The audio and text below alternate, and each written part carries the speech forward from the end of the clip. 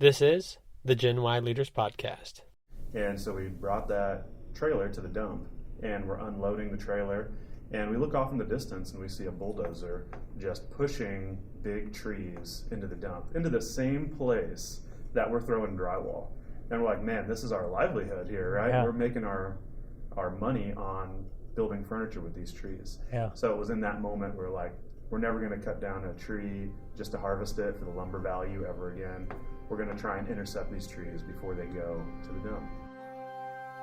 Hey everyone, this is Eric Huey, host of the Gen Y Leaders Podcast, where we interview and learn from millennials who are leaders in their fields. These are individuals who have started their own businesses, have a high-ranking title within companies, or are simply pursuing non-traditional means, such as their passion or hobby, to support themselves and their families. You know, there still exists this negative stigma around our generation that we are entitled, lazy, and unreliable. So my goal is to prove that wrong, while also inspiring millennials to become the best versions of themselves and go after their big goals. On today's episode, we interview Nick Bianco, the owner of Custom Hardwoods. Nick is a natural-born entrepreneur and salesperson, while his friend Jay Norris is a natural craftsman. The story of Custom Hardwoods is a perfect example of turning tragedy into triumph. You'll hear how Jay found people illegally logging his parents' farm while they were away from home, and after running them off, Jay wasn't going to settle for an endless supply of firewood and set out with a mission to bring new life to the downed trees. Then Jay paired with longtime friend and college classmate Nick Bianco to create a custom furniture business with the intent of not cutting down a single tree and instead salvaging trees that were headed for the dump or the wood chipper here in the Kansas City area. Here's my interview with Nick Bianco. My name is Nick Bianco, and I'm one of the co-owners of Custom Hardwoods, and we basically build custom furniture.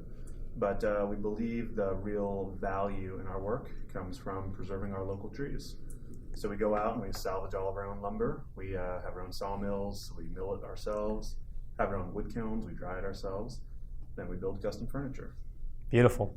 Yeah, I love that you guys have that sustainable purpose of salvaging trees around the local Kansas City greater metro area. I think it's the brands with purpose that really, succeed and excel in today's age. So kudos to you guys. I'm excited to dive into that a little more. Yeah, thanks. So why do you do what you do? What's your why? Or, why do you do woodworking and furniture versus anything else that you could do? Yeah, so I guess I have kind of two. Yeah. I have my personal why, and then Jay and I have our business why as well. So, my personal why is for my family, yeah. Right? I've got a wife and a baby boy. Congrats, and, yeah. Yeah, thanks. And, I've always just wanted to provide a good life for them and always wanted to have like a good legacy to leave behind. Because, growing up, I grew up in a poor family, I guess you could say, and always wanted more for myself. Like, we never went without like clothes, we had shelter, and we needed stuff for school. It was great, right? But I always remember wanting to leave the small town and wanting to go do something for myself. And then once I've got there and I am doing something for myself, I want to make sure that, my kid and my family can have a great life. Yeah, that's a great reason. I love that. Yeah. And then on the business standpoint, yeah. So it's kind of a cool story. So Jay and I, whenever we moved into our first actual production facility. Yeah, and Jay is your business partner, right? Yeah. Yeah, sorry to cut you off. Yep, Jay Norris is my business partner. It was just a dump, right? I mean, it was cheap rent, right? Yeah. So we had to go in and we basically had to remodel everything ourselves. Wow. Because it was just like a big industrial warehouse, mm-hmm. right? So we tore down walls and ripped out drywall and had just a whole trailer full of garbage. And so we brought that trailer to the dump, and we're unloading the trailer, and we look off in the distance and we see a bulldozer just pushing big trees into the dump, into the same place that we're throwing drywall. And we're like, man, this is our livelihood here, right? Yeah. We're making our money on building furniture with these trees. Yeah. So it was in that moment we're like, we're never going to cut down a tree just to harvest it for the lumber value ever again. We're going to try and intercept these trees before they go to the dump. So that's been our why pretty much recently, starting in, beginning of 2018 was to make sure that every big, beautiful tree in Kansas City gets repurposed and doesn't go into the dump. Yeah, that's beautiful. Awesome mission for sure. you got a really cool story of how that all came to be with Jay on his farm, and I want to get into that in a minute. But I guess before we dive in further to KC Custom Hardwoods, if you could, just for those listening, give a brief overview of your career and how you transitioned from some of your past roles into KC Custom Hardwoods. Yeah, sure. So I straight out of college, I went to UCM, went to business college there. Yeah. And it was CMSU whenever I started, UCM when I graduated. But straight out of college, I went into sales, and I worked for a company called Fred Pryor Seminars, career track training. Okay. Sold professional development training. Very cool. It was a great company. Yeah. Great people, had great mentors. I was basically a territory sales rep, and I was given a price list and a phone and an email and told to grow my territory, right? Yeah, so you're working with the companies to have them implement sales training from Fred Pryor Seminars. Not sales training. We did more like customer service training, Okay. management leadership training, Gotcha. things like that. It was more for like companies that are like small to medium size that Okay. couldn't afford to have like a training department. That makes sense. Yeah. So I was doing that. I did that for probably 5 years, and taught me everything I know about sales, about kind of growing my own territory, business, negotiating, that type of thing. Yeah. But I knew that life really wasn't what I wanted. I began to dread going to work every day. And like I said, I wanted to start something for myself, right? Yeah. And so I had been looking into like different investment strategies, and kind of leaned on real estate as one of them that I always wanted to get into. Sure. So I thought, hey, why not become a real estate agent? Who's going to find better deals than a real estate agent, right? Yeah. So I got my real estate license and started pursuing that career. And the company I worked for was great. And Fred Pryor was really supportive of the transition there too. So that was pretty cool. Wow. That's a kind of a rare thing, I feel like, especially from a salesperson point of view. I feel like usually they just, no notice, no regard, just kind of see you off, and probably within the same day that you give your notice. Yeah. Well, as long as I was performing in my sales job, right, I should right, say, right? Yeah. And I wasn't cutting into, that time. Mm-hmm. They kind of let me do my own thing on the side, which was really cool. Wow. Yeah. So it probably took me a year of building my real estate funnel before I was able to fully transition to real estate. And I told myself, as soon as I got 3 months worth of income built up in real estate, then I would feel comfortable leaving my full-time gig and imagine how much more money I could make doing something on my own if I was actually dedicating the time to it. Sure. So I stuck to that. It took me about a year to do it, but as soon as I got that signed contract and I had 3 months of income projected out, I walked into my boss and said, hey, I think it's time for me to move on. That's awesome. Yeah. Good things take time. Right, and he was cool about it. Yeah. So I transitioned out of that company and I started working for Reese Nichols Real Estate. And, it really didn't take me long to figure out that really wasn't the best company for me, because I didn't want to be in the corporate world anymore. And they kind of ran their business more like a corporate world. Okay. So I moved on to Keller Williams Real Estate, where it was more entrepreneurial mindset. They were like, hey, we're the house, we hold your license, but you're the business owner. Go after it, build your own business. Yeah, that's cool. So that was pretty fun. And I ended up working for a real estate team there, the Brad Papa Real Estate team. And then, then Jay and I kind of started the KC Custom Hardwoods gig. Awesome. I can kind of get into that story. Sure, yeah, that's perfect segue. Yeah, let's get into it. If we want to start with like how KC Custom Hardwoods actually got started, the story is really Jay's. Yeah, right? So it's a great story nonetheless. Right. Yeah. So when we were in college, his parents have a big farm in Garden City, and they went on vacation, and they were like, hey, college kid, while we're on vacation, go check on the farm, right? Mm-hmm. Take care of the animals, make sure nobody's doing what they're not supposed to. So he goes down there to check on the farm, and lo and behold, he finds some guys off in the back property logging the farm. And so he calls his dad, and he's like, hey, Dad, did you plan on anybody to be here logging? And he's like, no, I sure didn't. Call the cops, run them off. And so he did. And, it wasn't like a couple guys taking down a tree here or there. It was like a semi-truck loads of logs laying on the ground. Like, gosh. They were just clearing the property out. Yeah. Found out that Bill was on vacation and they were going after it. That's unreal. I know. So right? Sad. Yeah, for no reason. Right. Other than greed. Yeah. But so instead of settling for a lifetime supply of firewood, Jay had some money. He just got out of the Navy, and he decided to buy a sawmill. Did a research project, found out that people mill logs into slabs and make furniture with them. So he milled the slabs, sold some of them, bought a wood kiln to dry them, and then just kind of led to a passion for building furniture. And so really all the technical knowledge and everything comes from Jay and how to be a great craftsman, right? So, and then if you fast forward that story to 2017, I was selling real estate. Jay was also working a corporate job. And one day he comes up to me and he goes, "Hey, Nick, you sell things for a living, right?" And I just kind of chuckled. I was like, "Yeah, I guess. I mean, I help people buy houses." And he goes, "Well, I made this table and I don't like have a buyer for it." Because to that point, he was just making it for like family, friends, and stuff like that. And he goes, "Think you could sell this table for me?" And I go, "Well, I've always wanted to learn how to make furniture. So tell you what, I'll try and sell the table if you teach me how to build furniture." And he's like, "Yeah, that sounds like a fair trade. I could use a buddy here in the shop anyways." Yeah. So I was like, "Well, in real estate, you list houses. So I guess I got to figure out how to list a table somewhere, right?"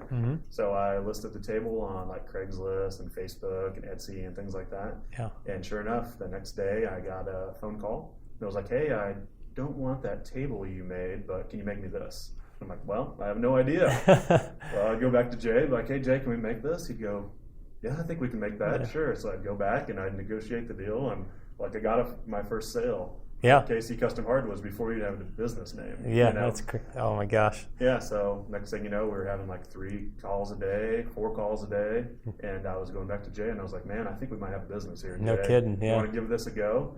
And he's like, "Yeah, why not?" He's like, "If I could make furniture all day long, my life would be so much better than working in a cubicle." Yeah. So I decided to give it a go. Yeah, that's incredible. Thanks for sharing the story. Yeah. It interests me. Where were you posting, from a marketing standpoint, where were you posting these tables at to sell them online? And I guess how did the calls come in? So, I mean, at first, like it was 2017, right? And everybody uses like Facebook Marketplace now, but that wasn't really a thing back then. Yeah. So it was mostly coming from Craigslist. Okay. I post things on Craigslist, and every once in a while I'd post on Facebook for myself, or also Etsy is really big for custom furniture. Yeah. So in our first couple months getting started, almost all of our traffic came from Etsy. Incredible. Yeah, and after a couple weeks. And I was just putting my cell phone number on there. Yeah. You know? After a couple weeks of getting phone calls, Ringing off the hook. right? I was like, "Jay, you want to make this a real business?" He's like, "Yeah, let's give it a go," right? Yeah. So I thought, well, if I can get that much traffic through Craigslist, what could I do with a website? So No kidding. I just took a couple online courses on how to make a website and got pictures of everything Jay had ever made in his life, and I created a website, and then just decided to nerd out and go full SEO on the website. The true entrepreneur in you to commit now and figure it out as you go. Right, exactly. That's awesome. So what about now? I mean, is your website more like e-commerce friendly, or do you still have a lot of your traffic coming from the Etsy's and the Facebook marketplaces and things like that? Yeah, most of our traffic comes from SEO through our website now. Yeah. But that was just like a decision back in that day, and selling real estate or even, working in the corporate world, like most of my business came from cold calls, right? And going out and trying to find those customers. I'm like, man, if I'm going to start something for myself, I'm going to try and do it to where I don't have to make cold calls all day long.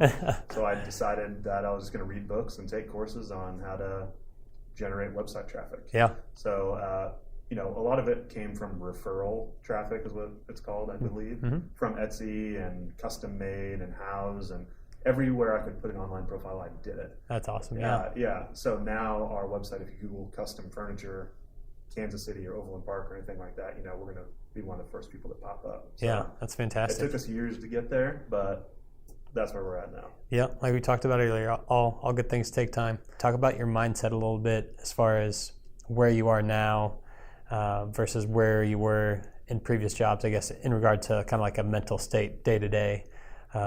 I know a lot of people, there's the, there's the saying that the Sunday scaries, people dreading going to work on Monday morning. Yeah. I guess like those things considered, what are your thoughts on that?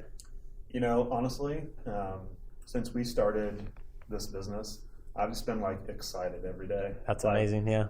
I can't wait to wake up. I can't wait to go to work. Because we're building something. I'm building something for myself, and like anytime I want to implement an idea, I can do it. There's no red tape. There's nobody saying no. Right. I have to force myself to not go to work. Mm-hmm. Like if I didn't have my son and my wife at home, I would work on Sunday. Yeah. I'd work on Saturday too. Yeah. I guess I just love what I'm doing right now. So I'm just excited to do it. That's key. Yeah, I like it. Sometimes I have to force myself to actually stay in bed longer. Yeah. Like I'll wake up at 3 a.m. and I'm like, okay, can I go to work now? Like, no, go back to sleep. Right, like, yeah. I'll force myself to lay there until the alarm clock goes off at 5. Oh my gosh. Yeah. That's got to be an incredible feeling. I hope nothing besides that for listeners. So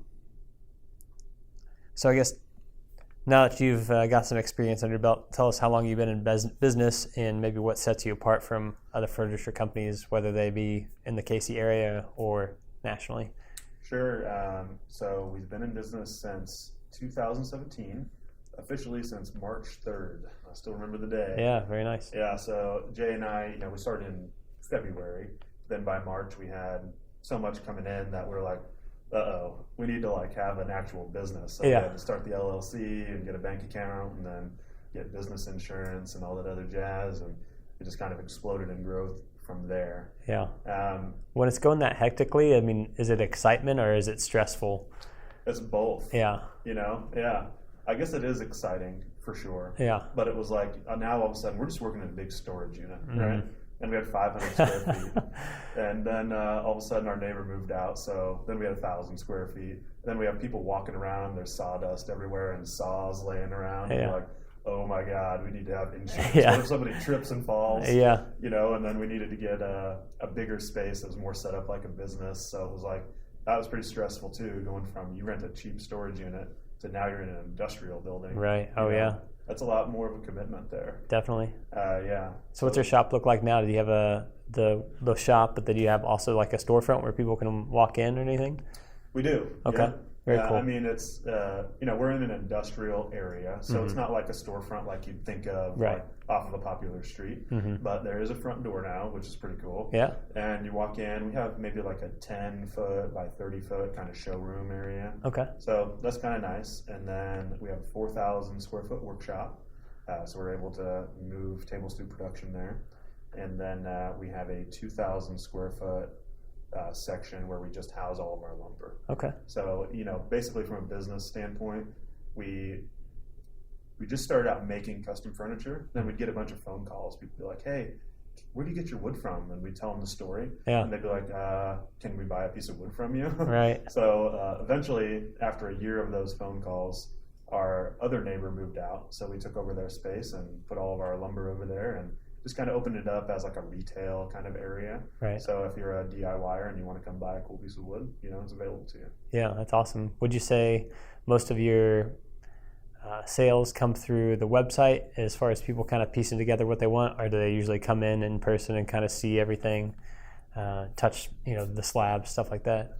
In the beginning, it was all through the website, but today I feel like we've built our business up enough to where most people are coming in to see it. Very cool. Yeah.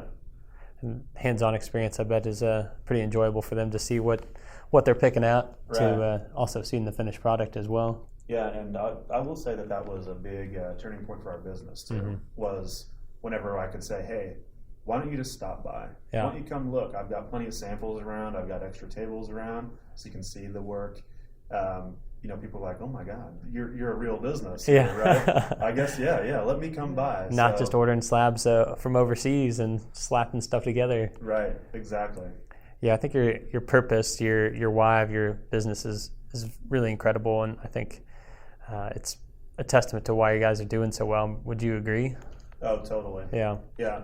Because I imagine if you were doing exactly that, getting slabs from overseas or cutting down your own trees, then your brand wouldn't have the same kind of essence or feel. Yeah. The story behind kind of why we do what we do definitely helps, I think. And getting back to your question too, I think that is what sets us apart from other furniture companies, right? Yeah. I mean, don't get me wrong, there are people that are doing exactly what we're doing. Yeah. Right? But for the most part, big box retailer, the furniture that they're mass producing, we're going to have a higher quality because we're actually taking care of the lumber. We're treating it the right way. We're drying it properly. It's going to last forever. It's not like a cheap veneer. It's not going to peel apart or fall apart over time. Like, it's a solid slab of wood. Yeah. If anything ever happens to you, just sand it down and refinish it. So that'll be there forever. Can you take us briefly through the process of how you go about finding these trees that have come down in natural ways, or the trees that you quote unquote intercept that have been cut down by loggers and different stuff like that? So how's that process work? Yeah, so it's all a little bit different, but for the most part, what it is, it's the homeowners that'll reach out to us and say, "Hey, I've got this big tree coming down. Do you guys want it?" Right? Yeah. And you think big trees are worth money, right? Yeah. But a traditional sawmill that's going to pay you for a tree doesn't want a tree that's in the city, right? Because it could have nails in it or a clothesline, or we found a valve, like a car valve, inside of a tree the other day, right? Whoa. And so that just like damages your blades. Oh, right? Sure, yeah. Yeah. So most of the time, if a big tree comes down in the city, to anybody besides us or somebody doing what we do, it's garbage. Okay. Right? Traditional sawmills don't want it, right? So homeowner will call us and they'll say, "Hey, I've got a tree coming down," or a tree company might call us, and we'll go over there. We'll take a look at it. We'll make sure it's in good shape, and then the tree company will put it on the ground, and then we'll come over and pick it up. Yeah. And if it's small enough, we'll put it on a trailer, or we'll have a tow truck pick it up and bring it to our log yard. We have a space in Olathe where we keep everything. Cool. And then if it's too big to actually move, we have a mobile sawmill. We'll come there and we'll just mill it right on the spot. That's incredible. Right in somebody's front yard, or backyard. And then from there, once we actually mill the lumber, it takes us about a year to dry it properly. Wow. Yeah. I didn't know it was that long. I would have figured like a couple weeks. I didn't know if you... Yeah, so what's the drying thing interests me, like what's involved with drying? Yeah, so if you look at, I'll just give you an example, like a piece of lumber that we have versus a piece of lumber that you might find at a big box retailer, right? Our lumber is going to be like darker and richer and have more character and color to it, right? Okay. Because you can speed dry a piece of wood and maybe dry it in like 2 months or 3 months or something, right? Or if you dry it the right way and you let the wood oxidize over time, you get so much more character out of it. Cool. So what we'll do is once it's milled, we'll let it air dry in our shop, or we have a couple barns and stuff like that. Yeah. We'll let it air dry for about a year. And then after that year goes by, then we'll put it in a wood kiln to finish drying it down to the ideal moisture content. Cool. So from the point where we take the tree to the point where we use it on a table can sometimes be up to a year. Wow. Aged like a fine wine or a whiskey or something. Right, exactly.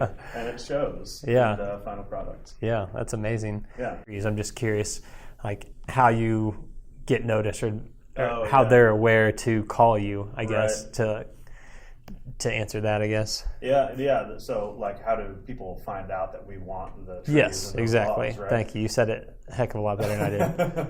But basically, so far it's just been that's been the real hustle of our business. Yeah. If you want to know the truth. Yeah. So Jay's been doing this since 2009. Let's say, right? So he's got a pretty good network of people that'll let him know whenever a tree comes down. But where the real hustle comes in is, I kid you not, if Jay and I are driving down the street and we see a big tree about to come down in somebody's yard and we see a logging company or a tree company or whatever, we pull over and we ask if we can have it. Yeah. Everybody that we know does that for us. Wow. Like our landlord, one of the biggest trees that we ever got was off Mission Road and like 103rd Street, that area. Yeah. I got a phone call from my landlord at 8 o'clock at night.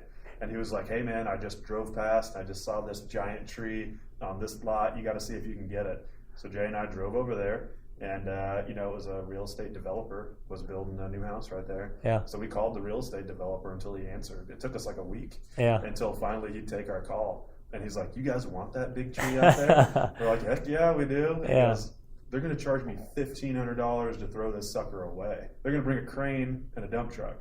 And he's like, "If you want it, get it out of there by Friday and don't bother my construction crew." Yeah. So a lot of the trees actually come like that. Yeah, that's amazing. In the beginning, 90% of them came like that. It was just, we're driving down the road, all of a sudden we see a big tree out in the field, and we just go knock on every door in the neighborhood. Yeah. And be like, "Hey, whose tree is that? You know, is anybody? And you'd be surprised how many times it was like the electric company took down the tree. It was too big to move. They left it in the yard. Wow. And so the homeowners wanted it gone. Yeah. You know, and they just couldn't pay for it.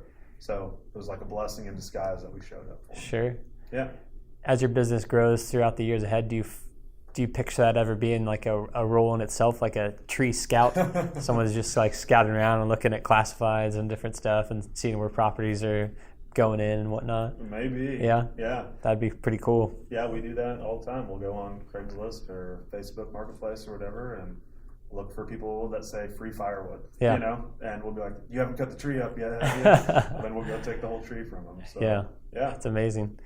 Do you have any stories like that are, I guess, resulting in the end product that you just feel really proud of, or that have a certain sentiment when someone buys it from you? Yeah, I actually have a really cool story about that. Yeah, let's hear it. So it was actually in the beginning of Jay and I working together. We got a call that there was a walnut tree in Overland Park, and the tree was getting so big it was dropping branches on people's houses, and you know it was like on a corner lot, and so the tree was actually stretched out across like 3 or 4 properties or whatever. And the homeowner's like, hey, I got to take the tree down. I saw what you guys did online. I think it's cool. I want to recycle the tree. I don't want to burn it, you know. Or he's like, if you guys can take it off my hands, you know, I'll get it cut down and you guys can come have it, right? So we went out there and we grabbed it and we milled it. And fast forward a year after that, and the tree's dry and everything, this couple comes over to our shop and they're looking for us to make some shelves for their kitchen. And we got them all squared away and we figured out what the project was going to be. And then we were just, you know, chatting and shooting the breeze, and the husband was asking us questions about how do you do what you do and that type of thing. And we were telling him the story of where all the different trees come from, because we remember 95%. If you come to our shop, I can tell you where that tree came from. Wow. Right? That's really cool. And we were talking to him about this one walnut tree. He goes, oh, what part of Overland Park? And we gave him the roundabouts area. He's like, yeah, that's where I grew up. And he must have been like in his 60s, I think. Wow. And so we pulled out a map and we just looked at exactly where it was at. And he goes, you're kidding me. He goes, that was my best friend's house growing up. Wow. He goes, that was a tree that I played underneath whenever I was a little kid. So, you know, we actually we cut him a piece of it. Yeah. And made a bar top for his house. Wow. Yeah, so now he has a piece of his childhood in his house right now. That's incredible. Yeah, I had another one happen just the other day, same thing. Wow. Yeah, I didn't think about that, but that's a whole nother element when you are sourcing all these trees locally, and there's local people buying it, and there is that chance, you know, that there's a certain memory that people have, like, oh, that I drove past that tree on my way to high school every day, you know, and like different stuff like that. So that's a cool layer that I didn't even think about. Yeah, it makes you feel really good about, you know, salvaging that tree when, you know, a year later it's actually means something to somebody. Yeah, without a doubt. And I'm sure in the long-term effect versus somebody having a big box retailer piece of furniture that they would maybe consider selling off or getting rid of later down the road, or even throwing away, like they're probably more likely to hang on to a table that you've made them because there is more intrinsic value to it. Right. Yeah. Exactly. Yeah. That's really neat. Thanks for sharing that. So I guess to start wrapping things up, as other entrepreneurs are listening to this, or aspiring entrepreneurs, what would be advice that you would give them for transitioning out of their corporate or day-to-day job to doing something on their own? I would say go for it. Stop thinking about it, and just, if you have an idea, you owe it to yourself to explore it, right? The way that I did it was I decided I was going to do something on the side, and everyone calls it side hustle, right? Yeah. And then, like I said, I told myself, as soon as I can make X amount of dollars doing this, and it was enough to replace my income for 3 months, then, you know, if you can do that on the side, imagine how much you could make if you're dedicating your life to it. You know, you're 40 to 60 hours a week that you're already working for somebody else. Right. So, you know, I thought about starting my own thing for years and years and years. And, you know, I tried a couple things and maybe they didn't work. But once I, you know, landed on real estate, I found something that I liked, that I was good at. And it was an easy transition, you know. Very cool. What are some books or resources that you feel like have made a positive impact on you personally or professionally?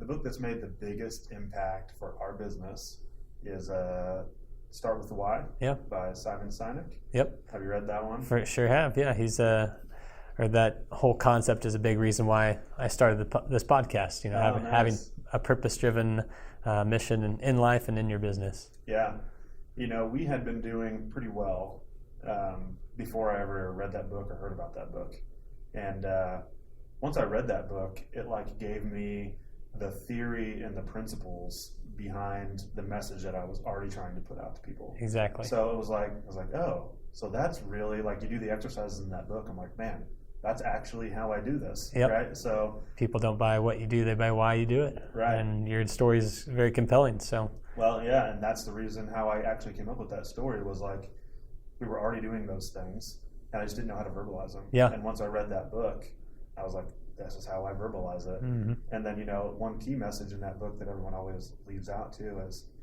he says it's your job to shout that story from the mountaintops and make sure everybody can hear it, right? Yeah. So he actually gives you pretty practical advice. It's not just all theoretical. Yeah. Another book that I really love is The Conversion Code. Conversion Code. I don't know that one. Yeah, I'm not sure how relevant it is today, but in 2017, whenever I read it, it talked about how to model your website in a way that you can bring in more website traffic. Cool. Right? And it talked about all like Google AdWords and Facebook marketing and that type of thing, and how to set up your website with landing pages and how to do the right tracking elements to it. And, you know, I modeled my original website based on advice from that book. Okay. And since then, it's kind of evolved. Yeah. But if I wouldn't have read that book, I don't think that I would have generated as much website traffic. Yeah. Other resources, man, I love listening to podcasts too. Yeah. Those are probably my favorite. I like your podcast. Thank you. Appreciate it. Shameless plug. Yeah, right. And I like How I Built This with Guy Raz. Yep. It's a great one. Yeah, my favorite podcast is Planet Money. Planet Money? I don't think so. Dude, it's awesome. You have to listen to it. Okay. Yeah, I'll check it out. It's an economics podcast. Okay. But it's not like the droll economics, like microeconomics, college that everybody hates. Right. It like talks about really how the world works. Yeah, more socioeconomics. Right, and it's actually like a fun podcast to listen to. Yeah. And you can get so many ideas for business just listening to something like that. Oh, I'm sure. Yeah. That's awesome. Thanks for the resources. Appreciate that. So to wrap up the show, where can people best get a hold of you if they want to buy a piece of furniture or they just want business or professional advice? Our website. Rock on. Let's plug it. It's kccustomhardwoods.com. And my email address is on there. I'm the one that answers the phone most of the time. So perfect. Yeah, look at the website, give us a call. Chances are you'll talk to me. Yeah. So yeah. All right, listeners, go out there and go get a tabletop or something for your house from Nick. He's a good guy, and they have a great mission for their business. So, Nick, really appreciate you being on, and look forward to catching up another time. Yeah, thanks for having me. That wraps up today's episode. I want to thank you all again for listening. My name is Eric Huey. My goal is to provide you with inspiring content that helps you do your job better or go after your big goals. I'd appreciate your feedback with a rating or review on whichever platform you found the show. And if you'd like to share your feedback directly, or if you know someone who would be a great guest on the show, feel free to email me directly at genwhyleaders@gmail.com. That's GenWhyleaders@gmail.com. Thanks again. I'll see you next time.